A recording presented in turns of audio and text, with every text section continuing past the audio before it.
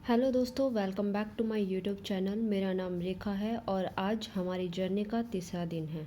उम्मीद करती हूँ आप सब अच्छे होंगे, अपने टारगेट्स फॉलो कर रहे होंगे। तो दोस्तों शुरू करते हैं हम आज के टारगेट्स। तो आज मैंने 5 सब्जेक्ट्स रखे थे। सबसे पहले मैथ्स, जिसमें मैंने नंबर सिस्टम किया था, देन इंग्लिश, साइंस और हरियाणा जीके और अकाउंट्स। इंग्लिश का भी मैंने प्रैक्टिस सेट रखा था। साइंस में मोशन चैप्टर था और हरियाणा जीके में ओल्ड सीईटी के क्वेश्चंस थे और कुछ इंपॉर्टेंट फैक्ट्स किए थे। अकाउंट्स का चैप्टर था वैल्यूएशन ऑफ सिक्योरिटीज़।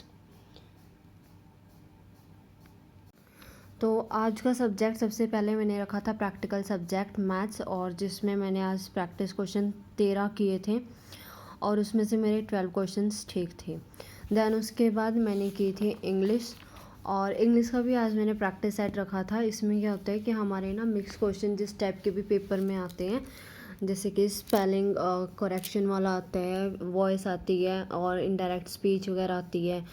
ये सारी चीज़ें ना एक प्रैक्टिस सेट में रखती हूँ तो सारी चीज़ की प्रैक्टिस हो जाती है। तो आज के 16 क्वेश्चन थे, जिसमें से मेरे 10 क्वेश्चंस ठीक हुए थे। थोड़ा सा टफ लेवल का ये प्रैक्टिस सेट रखा था मैंने।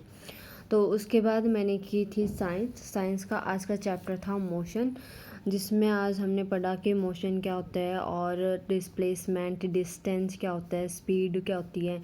स्पीड का फॉर्मूला डिस्टेंस अपॉन टाइम, और इसकी जो हमारी यूनिट्स है मीटर पर सेकेंड या सेंटीमीटर पर सेकेंड, ये ना आप याद कर लेना। और देन सबसे इम्पोर्टेंट फॉर्मूला था यहाँ पे एवरेज स्पीड का, total distance upon total time, और दूसरा इसको बोलते हैं 2ab अपॉन a+b।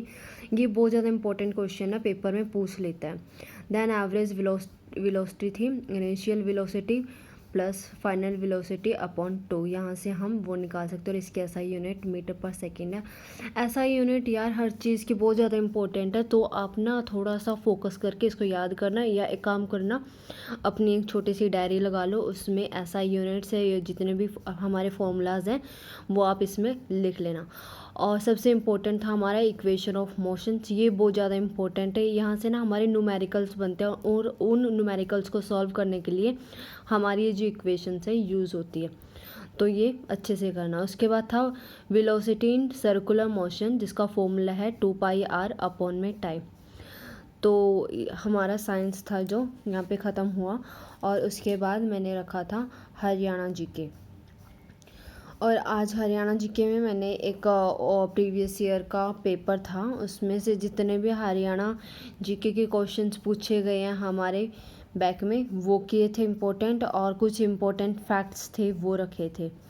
तो ना कुछ चीज़ें हैं इसकी हमारी जो प्रीवियस ईयर में पूछी गई है, और आगे भी पूछ सकता है, क्योंकि ना मुझे लगता है कि काफ़ी इम्पोर्टेंट है वो। तो आप एक काम करना, इसको ना या तो राइट डाउन कर लो, मतलब राइट डाउन कर लेना और रिवाइज कर लेना। पहली थी कि रूरल इंफ्रास्ट्रक्चर डेवलपमेंट फंड की इस्टेब्लिशमेंट कब हुई थी, तो ये 1995 1996 में थी।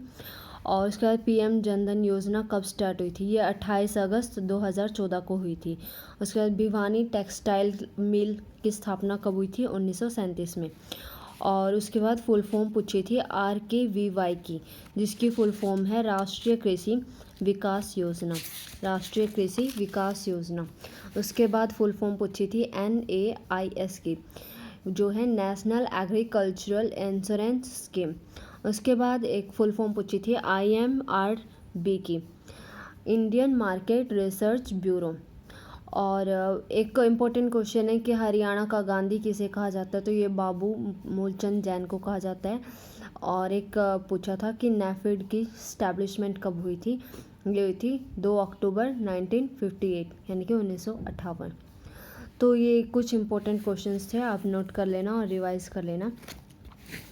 और हरियाणा जीके के बाद मैंने रखा था मेरा आखिरी स्लॉट अकाउंट्स का, जिसमें मैंने आज पढ़ा था वैल्यूएशन ऑफ सिक्योरिटीज़। इसमें जो हमारे जो शेयर्स होते हैं, डिबेंचर्स होते हैं, बॉन्ड्स होते हैं, या फिर उन पे जब इशू करते हैं तो उनकी वैल्यू कैसे हम मतलब कि काउंट करते हैं या फिर निकालते हैं, कैलकुलेट करते हैं, और इंटरेस्ट रेट कितना लगता है और कैसे उसे फाइंड आउट करते हैं, कितने टाइम पीरियड के साथ, और जो इनकी वैल्यूज़ है जो इंक्रीज डिक्रीज़ होती रहती है, जिससे हमारा प्रॉफिट लॉस डिसाइड होता है। तो ये थे मेरे आज के टारगेट्स, और इनको फिनिश करने के बाद यार आज ना मैं सुबह जल्दी नहीं उठ पाई थी, थोड़ी तबीयत ख़राब थी, तो मैंने अपने सारे टारगेट्स दिन में कंप्लीट किए थे।